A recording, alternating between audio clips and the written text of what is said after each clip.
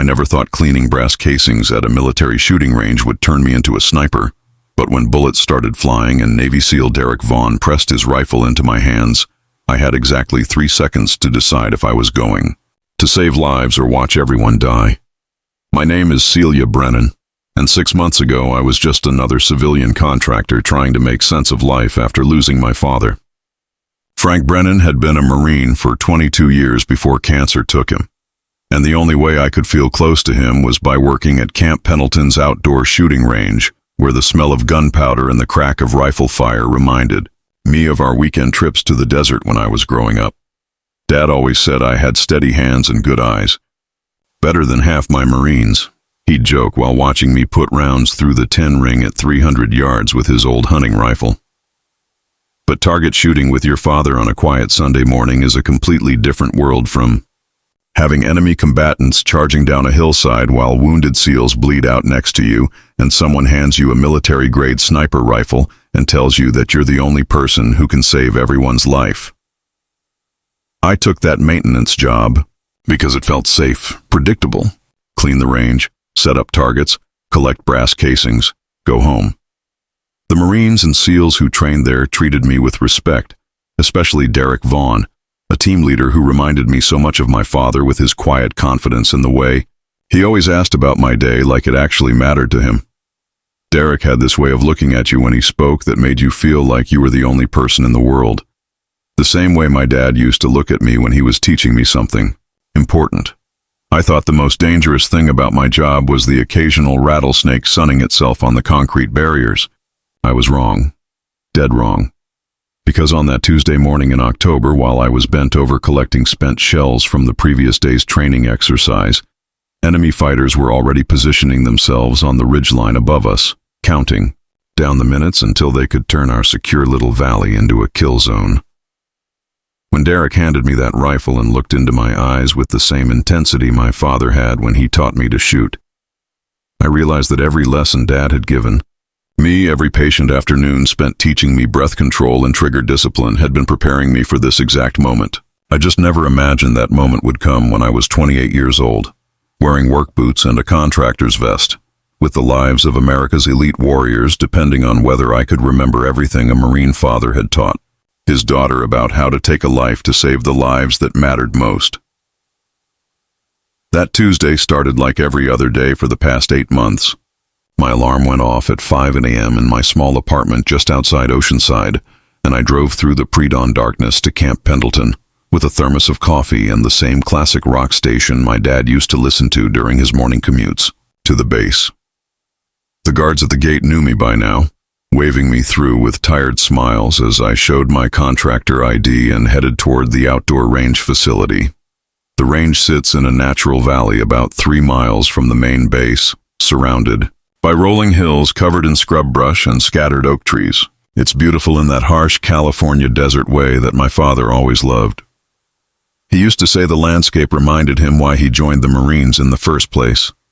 Something about the way the morning light hit those hills, making everything feel bigger than yourself. I'd been working there since February, 2 months after Dad's funeral, when sitting in my old cubicle at the insurance company became impossible. Every day felt like I was suffocating, going through the motions of a life that didn't mean anything anymore. My mother thought I was crazy for taking a maintenance job at a military facility. "Celia, you have a business degree. You don't need to be cleaning up after soldiers," she'd said. But she didn't understand that being around Marines and SEALs made me feel connected to Dad in a way that nothing else could. My routine was simple and comforting. Arrive at 5:30, unlock the range office, check the weather conditions, and begin setting up for whatever training exercise was scheduled. I'd replace torn targets, sweep brass casings into collection bins, inspect the concrete barriers for damage, and make sure the electronic scoring systems were functioning properly. The work was physical and straightforward, the opposite of the endless meetings and spreadsheets that had filled my corporate life. The SEALs from Team 5 usually trained on Tuesdays and Thursdays. They'd arrive around 7 a.m. in their unmarked vehicles, already dressed in full combat gear, carrying cases of weapons that looked like something from a science fiction movie compared to Dad's simple hunting rifles. Most of them were polite, but distant, focused on their training with the kind of intensity that made you understand why they were considered America's elite warriors. Derek Vaughn was different. He'd been coming to the range for about 4 months, always leading his 6-man team through precision shooting drills that could go on for hours. Where other team leaders barely acknowledged my presence, Derek would stop by the office every morning to say hello and ask how I was doing. Not the polite, surface-level questions most people ask, but genuine interest in my life outside the range. "How's your mom handling everything?" he asked one morning in July, referring to a conversation we'd had weeks earlier about Dad's death.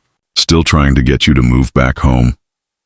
The fact that he remembered those details, that he cared enough to follow up, reminded me so much of my father's way of showing he cared about his Marines by remembering their personal struggles. Derek was probably 35, with the kind of weathered face that comes from years of deployment in desert climates. He had dark hair that was always perfectly regulation length, and green eyes that seemed to take in every detail of his surroundings without effort. When he spoke, it was with the measured tone of someone accustomed to giving orders that people's lives depended on. But when he talked to me, there was a warmth there that made me understand why his team would follow him anywhere. "Your father was Frank Brennan, 3rd Battalion Marines, right?" he'd asked during our 3rd or 4th conversation. When I nodded, surprised that he knew, Derek smiled. "Heard a lot of good things about Gunny Brennan from some of the older Marines. They said he was the kind of NCO who could teach anyone to shoot, no matter how hopeless they seemed." That comment had made me proud and sad at the same time. Dad had been passionate about marksmanship, spending his off-duty hours teaching younger Marines how to improve their accuracy. "A Marine who can't hit his target is just another casualty waiting to happen," he used to say. He'd brought that same patience and attention to detail to teaching me, starting when I was 12 years old with a .22 rifle and paper targets in the desert outside 29 Palms. By October, Derek and I had developed an easy friendship built around those morning conversations and his genuine interest in my connection to the Marine Corps through my father. His team had started including me in their good-natured banter, treating me less like a civilian contractor and more like part of the extended military family that exists on every base. That Tuesday morning felt exactly like every other Tuesday. I arrived at 5:30 to find the range empty and peaceful, with a light breeze coming from the west and clear skies that promised perfect shooting conditions. I unlocked the office, started the coffee maker that Derek's team had bought for the facility, and began my routine of preparing for their 7 a.m. arrival. The only thing that seemed different was the increased radio chatter I could hear from the base security channel that stayed on in the background. There seemed to be more check-ins than usual, more references to patrol schedules and perimeter security, but I assumed it was related to some larger training exercise happening elsewhere on the base. Camp Pendleton is enormous, with multiple units conducting operations simultaneously, so heightened security activity wasn't unusual. I was collecting brass casings from Monday's training session, bent over near the 200-yard line with my back to the eastern ridge, when I heard the distinctive sound of Derek's team arriving. Their diesel trucks rumbled into the parking area right on schedule, and I could hear their voices carrying across the range as they unloaded their equipment. Normal morning sounds that had become as familiar and comforting as my father's voice, calling me to breakfast when I was a child. I had no idea that enemy fighters were already in position on the hills above us, watching through binoculars as Derek's team set up their weapons and began their first firing sequence. I had no idea that our predictable Tuesday morning routine had been observed and mapped by people who wanted to kill us. I had no idea that in less than 3 hours, everything I thought I knew about myself would be shattered by the sound of incoming artillery and the weight of a sniper rifle being pressed into my hands by a man who believed I could save lives I didn't even know were in danger. All I knew was that it was a beautiful morning to be on a shooting range, surrounded by the familiar sounds of military training and the comforting presence of warriors who reminded me of everything I'd loved about my father's world. The first explosion hit at exactly 10:47 a.m., and I knew it wasn't part of any training exercise because Derek's entire body went rigid in a way I'd never seen before. 1 second he was lying prone behind his rifle, calmly adjusting his scope for a long-range shot, and the next second he was rolling to his left and grabbing his radio with movements so fast they seemed almost violent. "Contact!" We've got multiple hostiles breaching the eastern perimeter." His voice carried across the range with an authority that made every SEAL on the line immediately stop what they were doing and transition to combat positions. The casual, almost relaxed atmosphere of training evaporated in an instant, replaced by something electric and dangerous that I'd never experienced but somehow recognized from my father's stories about real combat. The explosion had come from somewhere beyond the eastern ridge, maybe half a mile away, followed immediately by the distinctive crack of automatic weapons fire. Not the controlled, measured shooting of training exercises, but the rapid, chaotic bursts that meant someone was shooting to kill as fast as possible. Derek was talking rapidly into his radio, using call signs and tactical language I didn't understand, but the urgency in his voice was universal.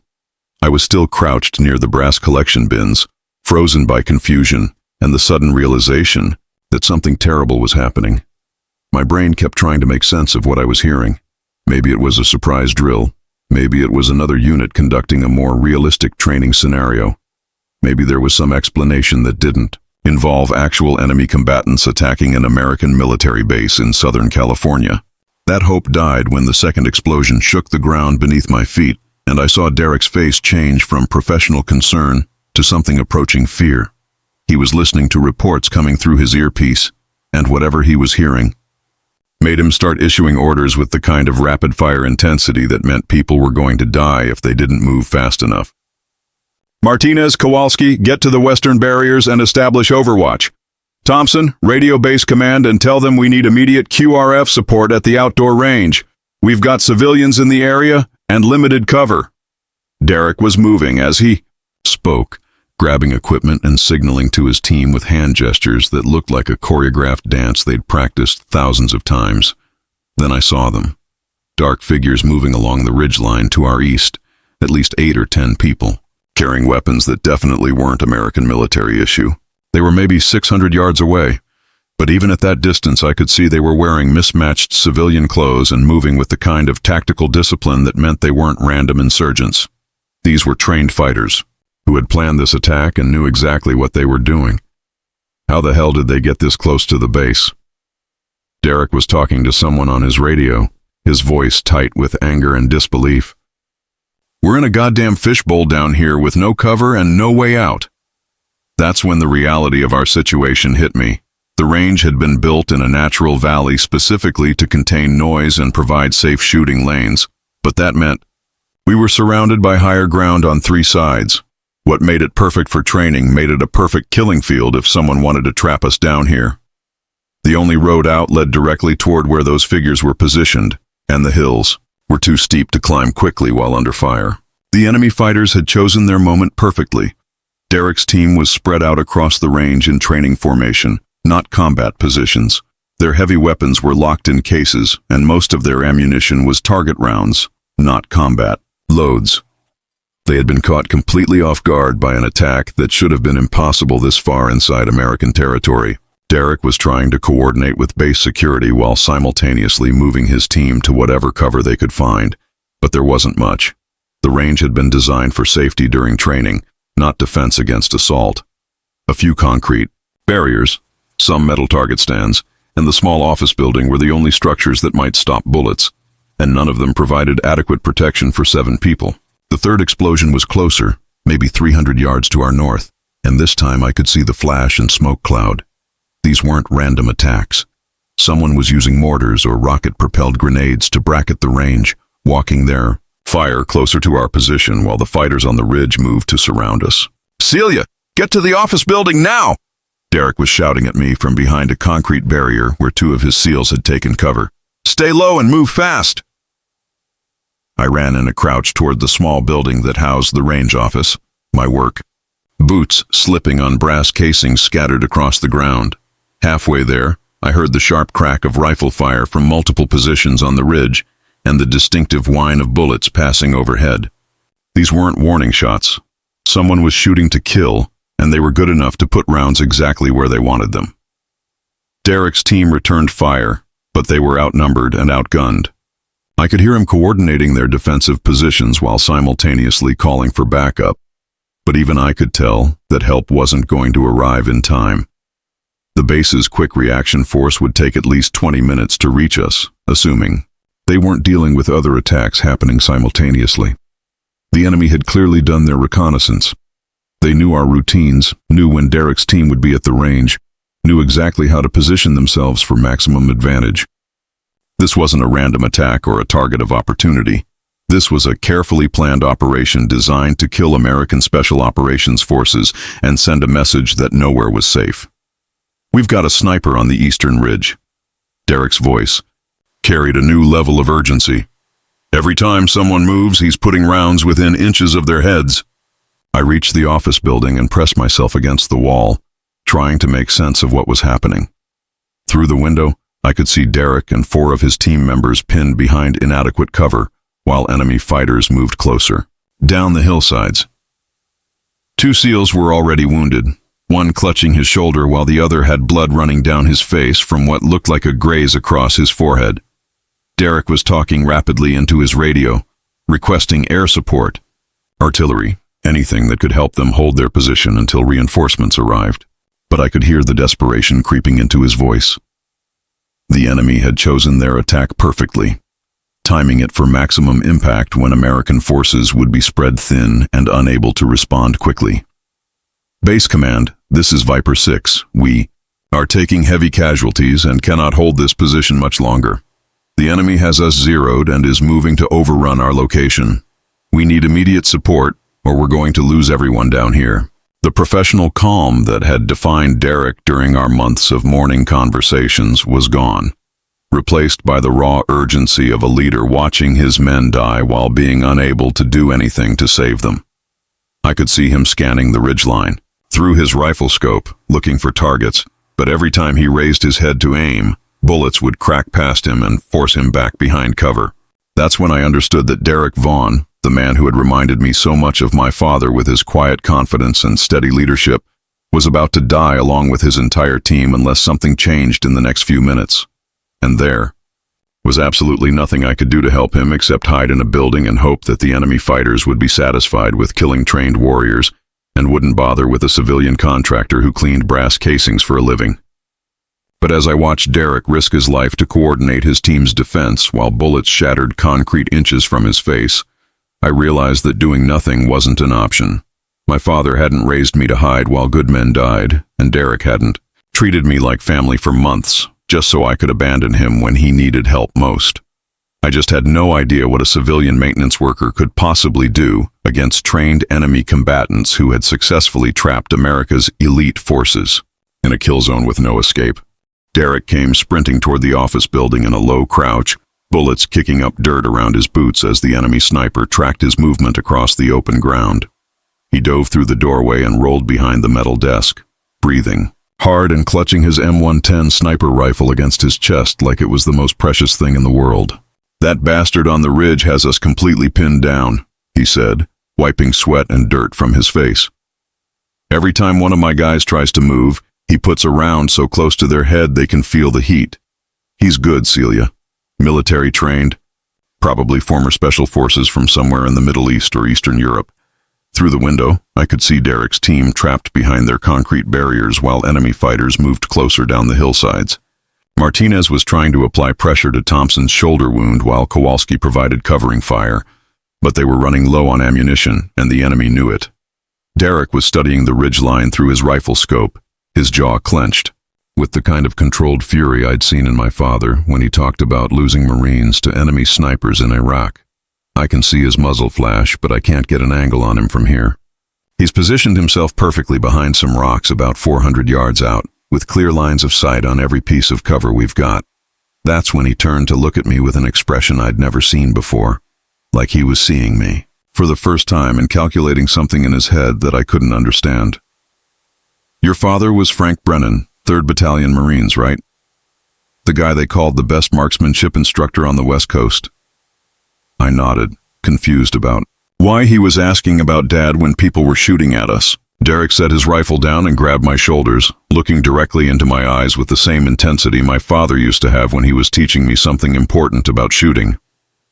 "I talked to some of the older Marines about your dad after. You told me he'd taught you to shoot.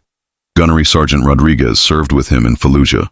He said Frank Brennan could teach anyone to hit targets at distances they never thought possible, and that his daughter was the best natural shooter he'd ever seen. Said you could outshoot half his Marines by the time you were 16. The memory hit me like a physical blow. Dad standing behind me at the makeshift range he'd built in the desert, his patient voice guiding me through breathing techniques and trigger control while I learned to hit targets at distances that seemed impossible. Shooting isn't about strength or speed, Celia. It's about patience, breathing, and understanding that every shot matters because someone's life might depend on it. Derek was studying my face, watching for some sign that I understood what he was thinking. I need someone to take out that sniper, and you're the only person here who might be able to make that shot. My guys are all pinned down, and I can't get a clear angle from any position they can cover. I felt like the world had stopped moving. Derek, I can't do this. I'm not military. I shoot paper targets with my dad's old hunting rifle. I've never shot at a person in my life. That man on the ridge is going to kill every person in this valley if someone doesn't stop him, Derek said, his voice steady but urgent. My team, me, you, and probably a lot more people when his buddies overrun the base's outer defenses. Your father trained you for this moment, Celia. You just didn't know it at the time. He picked up his M110 and placed it in my hands. The rifle was heavier than anything I'd ever held, with a complex scope system and modifications I didn't recognize. It felt alien and dangerous. Nothing like the familiar weight of Dad's simple bolt-action rifle that I'd learned to shoot with. I can't use this, I said, trying to hand it back to him. I don't know how it works. I don't know the scope settings or the ballistics or anything about military weapons. Derek moved behind me and started making rapid adjustments to the scope. The fundamentals are exactly the same as what your father taught you. Breathing, sight, alignment, trigger control. This rifle is zeroed for 400 yards, which is almost exactly the distance to that sniper. The scope is set for current wind conditions, and the ballistics are already calculated. Outside, the gunfire was getting closer. I could hear enemy fighters shouting to each other in a language I didn't recognize, coordinating their movement as they closed in on Derek's trapped team. Martinez was yelling for more ammunition while Thompson tried to stay conscious despite the blood loss from his shoulder wound. Derek positioned me near the window where I could see the enemy sniper's position. There, behind those rocks on the eastern ridge, you can see where his muzzle flash appears every time he fires. He doesn't know we're in this building, so he's not watching for threats from this angle. I looked through the scope and could clearly see the rocky outcropping where the enemy sniper had positioned himself. It was a perfect shooting position with excellent cover and clear sight lines to anywhere Derek's team might try to move. I could even see the barrel of his rifle extending slightly beyond the rocks as he tracked targets below. Derek, what if I miss? What if I hit one of your guys by accident? What if I just make everything worse? My hands were shaking so badly I could barely hold the rifle steady. Derek knelt beside me and spoke in the same calm, patient tone my father had used when teaching me to shoot. Remember what your dad taught you about breathing. In slowly, let half of it out, hold steady, squeeze the trigger straight back. Don't think about the distance or the pressure or what happens if you miss. Just focus on the fundamentals and trust your training. I closed my eyes and tried to hear my father's voice from all those Sunday afternoons in the desert. The rifle doesn't know you're nervous, Celia. It doesn't know this is your first time shooting at distance. All it knows is whether you're doing the basics correctly. Breathe, align, squeeze. Everything else is just noise. When I opened my eyes and looked through the scope again, the enemy sniper's position seemed clearer, more defined. I could see exactly where I needed to place the crosshairs to account for the slight downward angle and distance. Derek had been right about the fundamentals being the same. This was just another target at a familiar distance, like the metal plates Dad and I used to shoot at in the desert. Your father would be proud of you right now, Derek said quietly. Not because you're about to take a difficult shot, but because you're willing to risk everything to save people you care about. That's the kind of courage he spent his whole career trying to teach young Marines.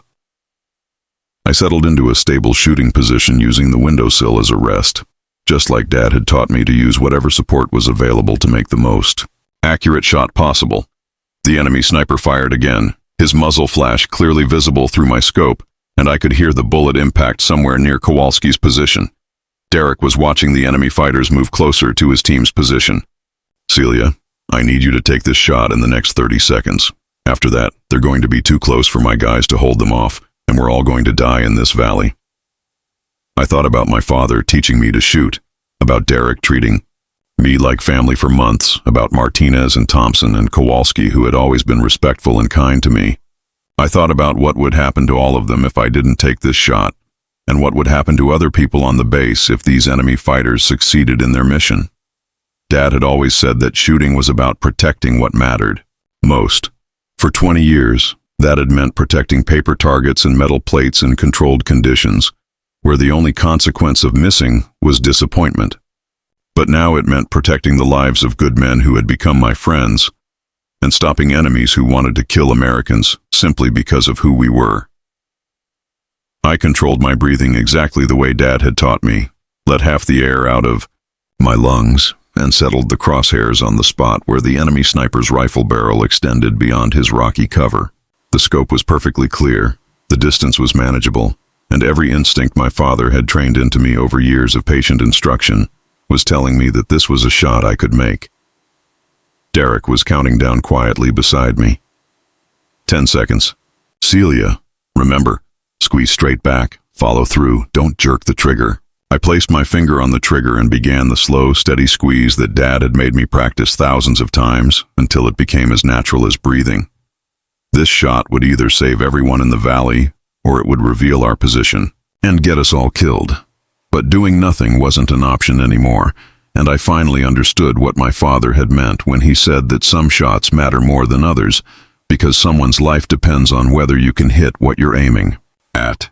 I squeezed the trigger exactly the way my father had taught me, straight back with steady pressure, until the rifle fired with a sharp crack that seemed impossibly loud in the small office building.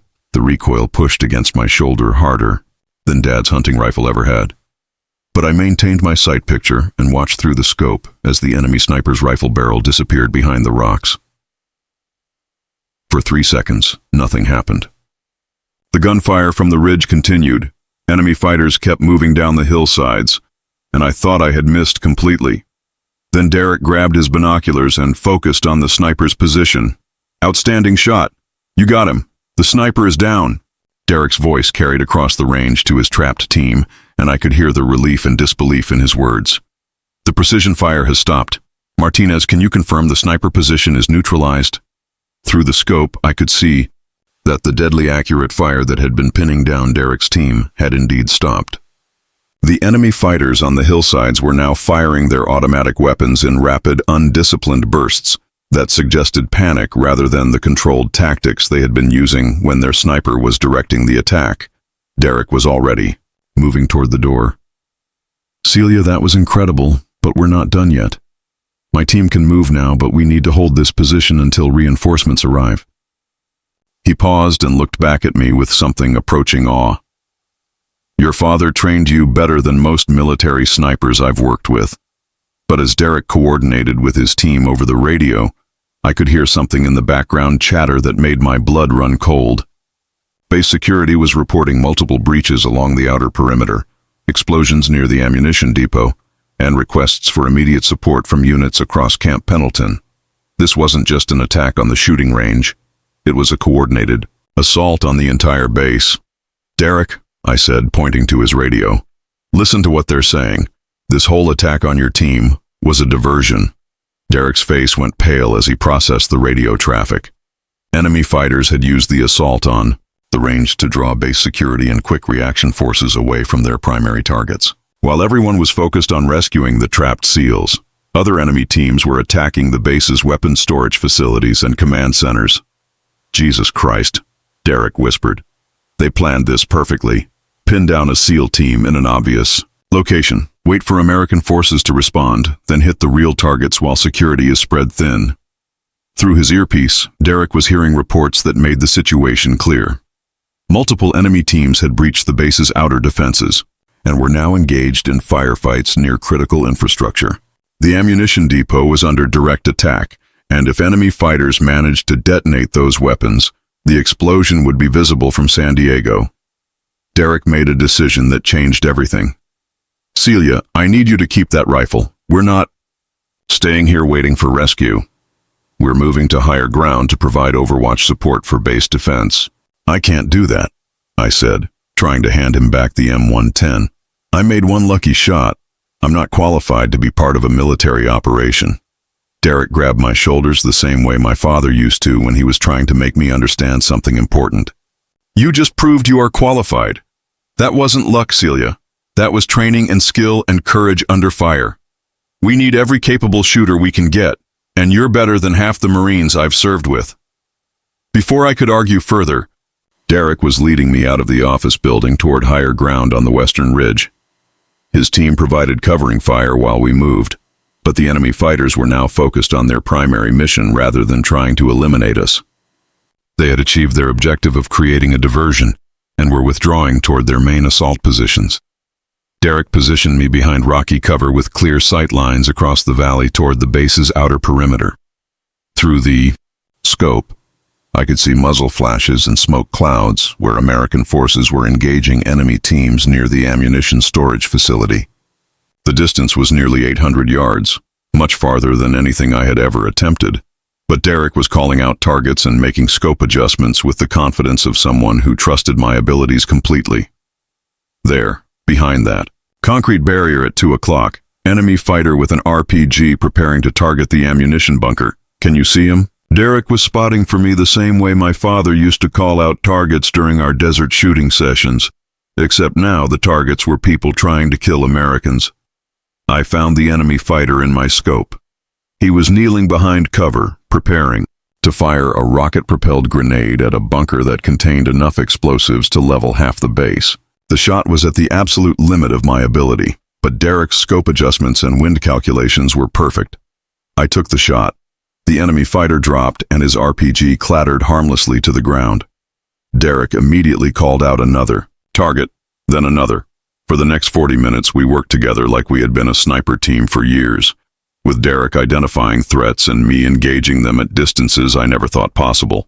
Tango down, 600 yards, enemy machine. Gun position neutralized, Derek reported over his radio after my 4th confirmed kill. Base command, this is Viper 6. We have established overwatch position and are engaging enemy forces attempting to breach ammunition storage. Request immediate backup for consolidation of defensive perimeter. Each shot was getting easier, not because the distances were decreasing, but because Derek's confidence in my abilities was allowing me to trust the training my father had given me. The fundamentals remained the same regardless of distance or pressure. Breathe, align, squeeze, follow through. Everything else was just variables that could be calculated and compensated for. The enemy fighters had clearly not expected to face precision fire from multiple positions. Their carefully planned assault began falling apart as Derek coordinated with other base defenders to establish overlapping fields of fire. What had started as a coordinated attack on American infrastructure became a desperate retreat as enemy teams found themselves outgunned and outmaneuvered.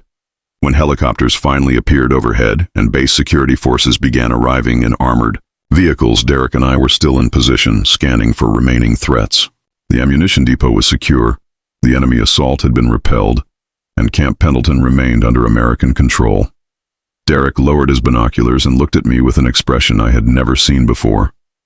Celia, in 45 minutes you went from cleaning brass casings to saving one of the most important military installations on the West Coast. Your father would be so proud he wouldn't be able to stop talking about it for the rest of his life. As we watched American reinforcements secure the area and begin pursuing the retreating enemy fighters, I realized that everything had changed. I wasn't the same person who had been collecting spent shells that morning. Derek's trust in my abilities had revealed something about myself that I never knew existed, and there was no going back to the simple life of a civilian contractor. What happens now? I asked Derek as we prepared to move back down to the range where his team was coordinating with base security. Derek smiled, the same quiet confidence I had seen in my father when he knew he had taught me something that would stay with me forever. Now you decide who you want to be, Celia, because after today, a lot of people are going to want to know if Frank Brennan's daughter is interested in putting those skills to use protecting Americans who can't protect themselves. The morning that had started with routine maintenance work had ended with me discovering that my father's patient instruction and Derek's unwavering faith had prepared me for a calling I never knew existed. As we walked back toward the range, where it all began, I understood that some shots change everything, not just because of where they hit, but because of who fires them and why. 3 weeks after the attack on Camp Pendleton, I was sitting in Colonel Matthews' office looking at documents that would change my life forever. The base commander was a stern woman in her 50s who had spent 30 years in the Marine Corps, and she was studying my civilian contractor file like it contained information that didn't make sense. "Miss Brennan, in 24 years of military service, I have never written a commendation for a civilian who engaged enemy combatants in direct combat," she said, setting down my file and looking directly at me. "Your actions during the October 15th assault saved not only the lives of SEAL Team 5, but potentially prevented a catastrophic explosion that could have killed hundreds of personnel and destroyed critical military assets." The official report made everything sound clean and professional, but I still woke up every night remembering the weight of Derek's rifle in my hands, and the moment I realized that someone's life depended on whether I could hit a target 400 yards away. The military investigators had spent weeks interviewing everyone involved, trying to understand how a civilian maintenance worker had ended up providing sniper support during a coordinated terrorist attack on American soil. Derek had testified that my actions were not only appropriate but essential to the successful defense of the base. Miss Brennan demonstrated exceptional marksmanship skills, tactical awareness, and courage under fire. His written statement read, "Her father's training and her natural abilities combined with battlefield necessity to produce results that saved American lives and prevented significant damage to critical infrastructure." Colonel Matthews slid a folder across her desk toward me. "The Defense Department has authorized me to offer you a position as a civilian contractor specializing in precision marksmanship instruction and tactical support. You would receive advanced training at the Marine Corps Scout Sniper School, followed by assignment to special operations units that require embedded sniper support." I opened the folder and saw documents that would transform me from someone who cleaned shooting ranges into someone who taught America's elite warriors how to hit targets that other people couldn't even see. The salary was more than double what I had been making, but that wasn't what made my hands shake as I read through the contract details. "Why me?" I asked. "There are thousands of trained military snipers who could do this job better than I could." Colonel Matthews smiled, the first time I had seen her expression soften during our meeting. "Miss Brennan, trained military snipers learn to shoot under controlled conditions with standardized equipment and predictable variables. What you did 3 weeks ago was take an unfamiliar weapon system and engage targets at combat distances while under fire, with no preparation time, and lives hanging in the balance. That kind of adaptability and natural skill cannot be taught."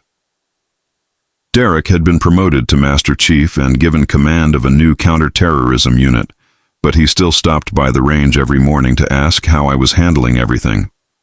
The easy friendship we had developed over months of casual conversation had deepened into something that felt like the relationship between a father and daughter, except Derek was only 7 years older than me, and our bond had been forged in combat rather than family dinners. "Your dad would be so proud of what you've become," Derek had told me the previous week. "Not just because of your shooting, but because you discovered something about yourself that most people never find. When everything was on the line and people needed you most, you didn't hesitate to become someone you'd never been before." That conversation kept replaying in my mind as I considered Colonel Matthews's offer. My father had spent 22 years serving his country, teaching young Marines skills that kept them alive in combat zones around the world. The idea of continuing his legacy in a way he never could have imagined felt both terrifying and inevitable. "I need to know something," I said to Colonel Matthews. "If I take this position, will I be expected to kill people? Because what happened 3 weeks ago was about protecting Derek and his team. I'm not sure I can do that as a regular part of my job." Colonel Matthews nodded, understanding the weight of my question. "Miss Brennan, every person who carries a weapon in service of this country faces that reality. But remember that your father spent his entire career teaching Marines to be prepared for that moment, because their lives and the lives of their brothers depended on their readiness. What you would be doing is ensuring that American warriors have the skills they need to come home alive." I signed the contract that afternoon, not because I wanted to become a professional sniper, but because Derek's faith in my abilities had shown me something about myself that I couldn't ignore. My father had taught me to shoot because he believed every American should be prepared to protect what mattered most. Derek had handed me his rifle because he saw potential in me that I hadn't known existed. 6 months later, I graduated from Scout Sniper School as the first civilian contractor to complete the program. The instructors said I had natural abilities that reminded them of the legendary Marine snipers who had trained a generation of warriors during the wars in Iraq and Afghanistan. But I knew the truth was simpler than that. I had been taught by a man who understood that shooting wasn't about weapons or technology, but about patience, breathing, and the willingness to take responsibility when other people's lives hung in the balance. Derek attended my graduation ceremony, wearing his dress blues and the same proud expression I remembered seeing on my father's face when I had accomplished something he had taught me. "Your dad is watching this," he said as we posed for pictures after the ceremony. Wherever Marines go when their service is finished, Frank Brennan is seeing his daughter carry on everything he believed about protecting Americans who can't protect themselves. Today I work with special operations units across the military, teaching precision marksmanship and providing tactical support for missions I can't discuss in detail. But every morning when I arrive at whatever range or training facility I'm assigned to, I remember the feeling of Derek placing his rifle in my hands and trusting me to save lives I didn't even know were in danger. The lesson my father taught me in the desert outside 29 Palms, and that Derek reinforced during the most important moment of my life, was that we all have abilities we don't recognize until someone believes in us enough to give us the tools and say, "You can do this." Dad taught me the fundamentals of marksmanship, but Derek taught me that those skills meant nothing unless I was willing to use them when it mattered most. People sometimes ask me if I miss my old life as a civilian contractor, cleaning brass casings and maintaining target systems for other people's training. The truth is that I never had an old life. I had been preparing for this moment every Sunday afternoon when my father patiently taught me to breathe correctly and squeeze the trigger straight back. I just didn't know it until a Navy SEAL looked into my eyes and saw the Marine instructor's daughter who had been waiting inside me all along. Sometimes the most ordinary day becomes extraordinary, not because we planned for heroism, but because someone recognized the hero we were capable of becoming and trusted us to rise to that moment. My father taught me to shoot targets, but Derek taught me to save lives when everything depended on whether I could hit what I was aiming at. The difference between those two things is what separates people who have skills from people who know how to use them when other people's survival hangs in the balance. If this story resonated with you, if it reminded you that we all have abilities we haven't discovered yet, or if it made you think about someone in your life who believed in you before you believed in yourself, please hit that like button and subscribe to this channel. Share this story with someone who needs to hear that their moment of truth might be closer than they think, and that the skills someone taught them out of love might one day save lives they can't imagine. Because sometimes the difference between tragedy and triumph is whether someone is prepared to become who they need to be in the moment when everything depends on their courage and their training.